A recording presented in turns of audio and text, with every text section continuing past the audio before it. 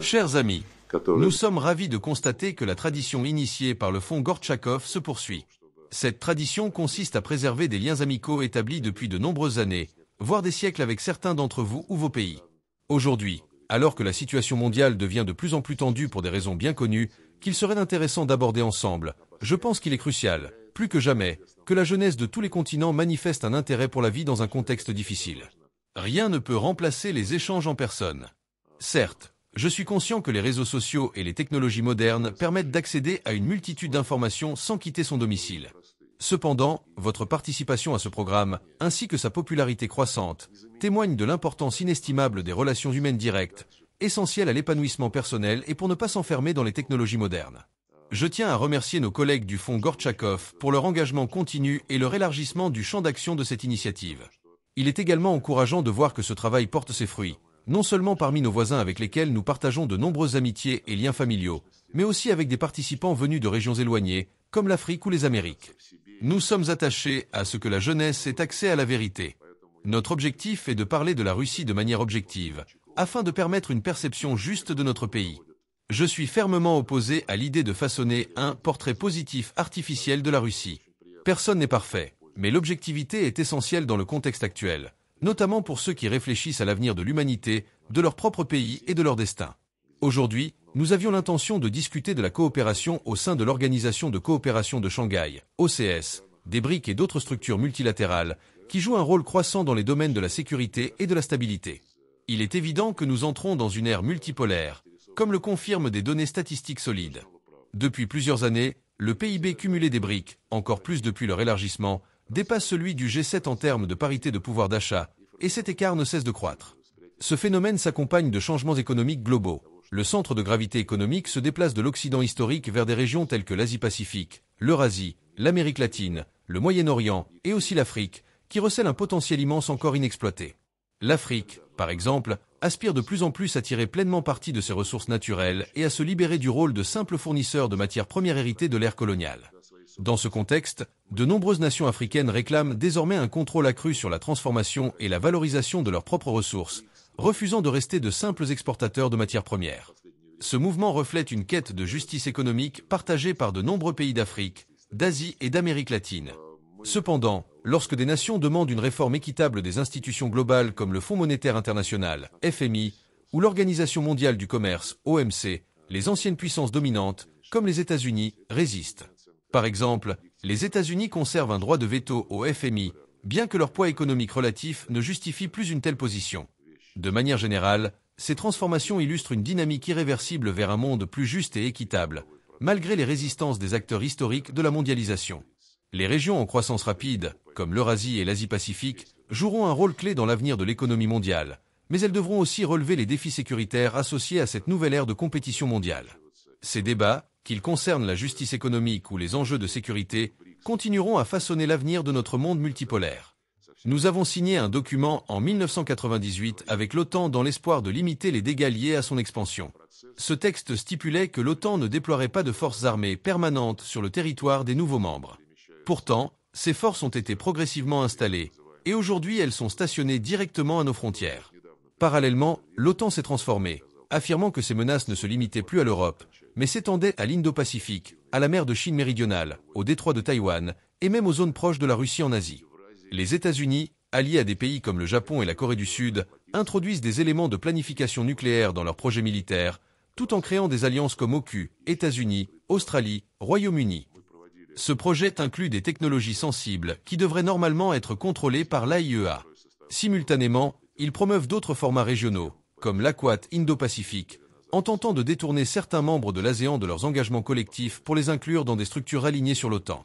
Ces manœuvres traduisent une ambition globale de l'OTAN, qui prétend désormais que sa sécurité dépend de sa capacité à influencer les processus économiques et politiques dans le monde entier. Cela s'accompagne de sanctions illégales visant à freiner la croissance de tout concurrent potentiel. La Russie en est la cible principale, mais de plus en plus de sanctions visent également l'Iran, la Corée du Nord et, dans une large mesure, la Chine. Ces sanctions touchent notamment les transferts de technologies qui s'effectuaient auparavant librement. En réalité, cette lutte est avant tout une bataille pour les ressources et l'influence. Depuis longtemps, Les États-Unis ont défini comme objectif stratégique de rester sans rival dans le monde. Cet objectif est évident dans des situations comme celle de l'Ukraine. Pendant 10 ans après le coup d'État de 2014, nous avons averti que l'Ukraine ne devait pas être utilisée comme un outil contre la Russie. Cependant, un régime hostile a été mis en place, interdisant la langue et la culture russe. À Kiev, par exemple, il est illégal de parler russe dans les espaces publics, sous peine de sanctions, une réalité absurde qui rappelle les dérives de l'intolérance linguistique. Récemment, le sénateur américain Lindsey Graham a déclaré sans détour que l'objectif des États-Unis était que la Russie perde en Ukraine, notamment en raison des ressources naturelles stratégiques comme le lithium et les métaux rares.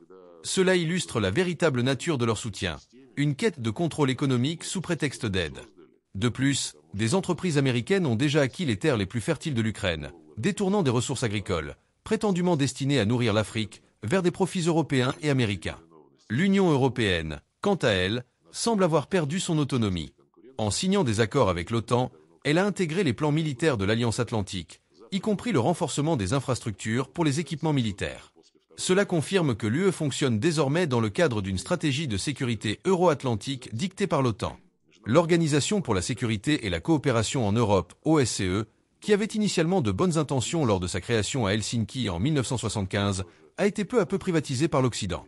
Les postes clés ont systématiquement été confiés à des individus alignés sur l'OTAN, empêchant des contributions équilibrées de pays comme la Russie. Pendant le conflit en Ukraine, des preuves ont montré que certains membres de la mission de l'OSCE partageaient illégalement des informations avec Kiev, contribuant à la poursuite des bombardements dans le Donbass. Ces exemples illustrent la nécessité pour la Russie de construire des fondations solides pour une Eurasie souveraine, reposant sur des relations justes et égales entre ses membres. Nous avançons dans cette direction, car la stabilité et le développement durable ne peuvent être garantis que par des approches inclusives et multipolaires. Un accord existe déjà entre l'Union économique eurasiatique, l'Organisation de coopération de Shanghai et l'ASEAN. Nous invitons également au dialogue le Conseil de coopération des États arabes du Golfe et toute autre structure existante sur le continent eurasiatique, afin de développer ensemble de nouvelles routes logistiques, optimales et efficaces, ainsi que des plateformes de paiement indépendantes de ceux qui, autrefois, promouvaient le dollar comme un bien universel, mais qui l'ont transformé en arme dès que cela leur a été utile. Même Donald Trump, dans l'une de ses campagnes électorales, critiquait vivement l'administration démocrate pour avoir, selon lui, affaibli la puissance américaine en détruisant la confiance mondiale envers le dollar, devenu un outil utilisé arbitrairement contre un pays, une région ou même un continent entier. Nous sommes convaincus que les relations entre ces différentes structures contribueront à forger, et forgent déjà, ce que nous appelons le Grand Partenariat Eurasiatique. Ce partenariat repose sur l'économie, les finances, la logistique et les infrastructures. Par exemple, le corridor international de transport nord-sud permettra d'acheminer des marchandises directement de la mer Baltique au golfe Persique et à l'océan Indien, sans obstacles ni rechargements inutiles.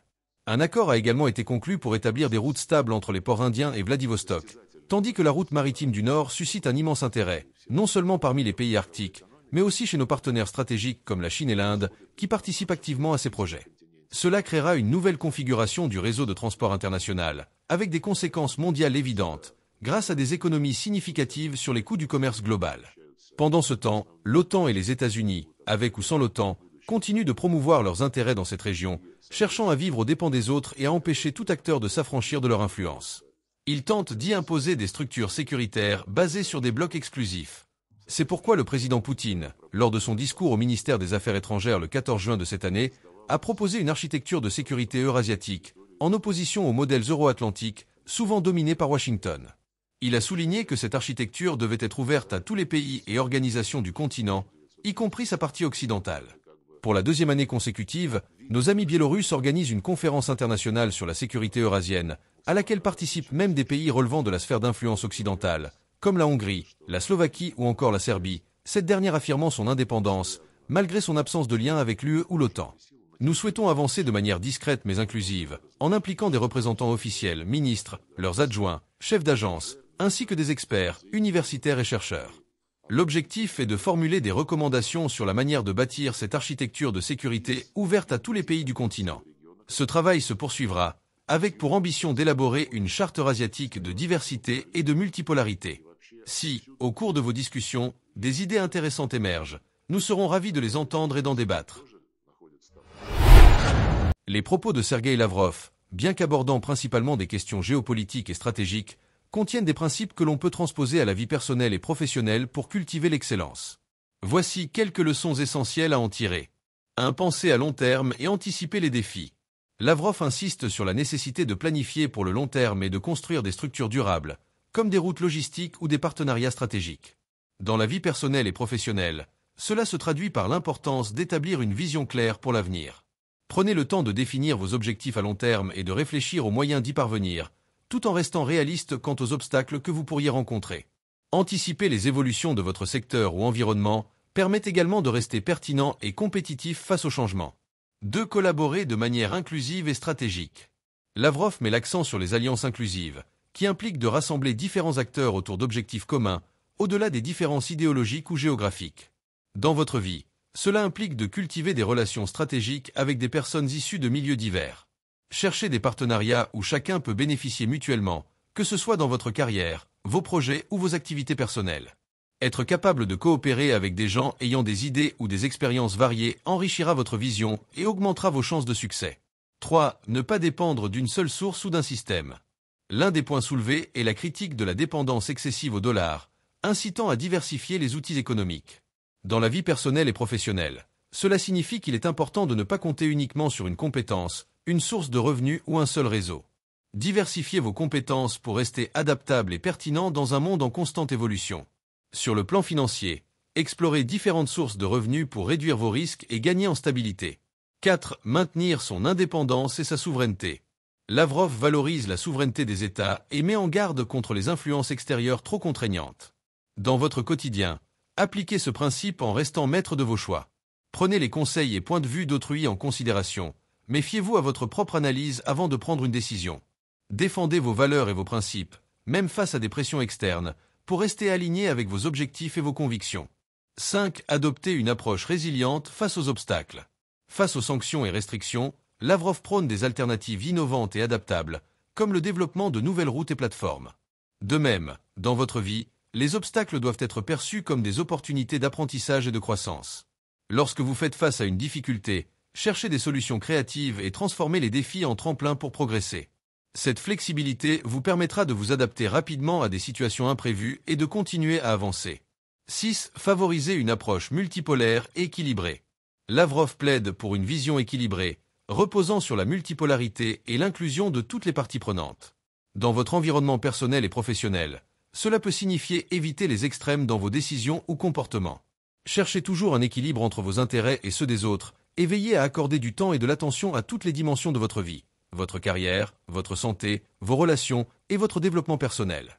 7. Construire sur des bases solides et pérennes. L'importance d'une architecture durable revient souvent dans les propos de Lavrov, qu'il s'agisse de sécurité ou d'économie. Appliquez cela à vos projets en construisant sur des bases solides. Avant de viser des objectifs ambitieux, assurez-vous d'avoir développé des compétences fondamentales et acquis une réputation irréprochable. Concentrez-vous sur des actions de qualité qui produiront des résultats durables, même si cela demande plus de temps et d'efforts. 8. Recherchez l'excellence par l'inclusivité et la diversité. La charte évoquée par Lavrov valorise la diversité et la multipolarité, des principes qui enrichissent toute structure. Dans votre développement personnel et professionnel, cela peut signifier accueillir la diversité des idées, des cultures et des expériences dans vos projets et collaborations. Plus vous serez ouvert à des perspectives différentes, plus vous serez capable d'innover et de vous adapter aux défis complexes de la vie. Ces principes démontrent que même des stratégies géopolitiques peuvent être traduites en actions concrètes pour atteindre l'excellence. En intégrant ces leçons, vous pouvez développer une approche réfléchie, résiliente et inclusive pour évoluer constamment vers vos objectifs personnels et professionnels. Partagez avec nous vos avis en commentaire. À très bientôt.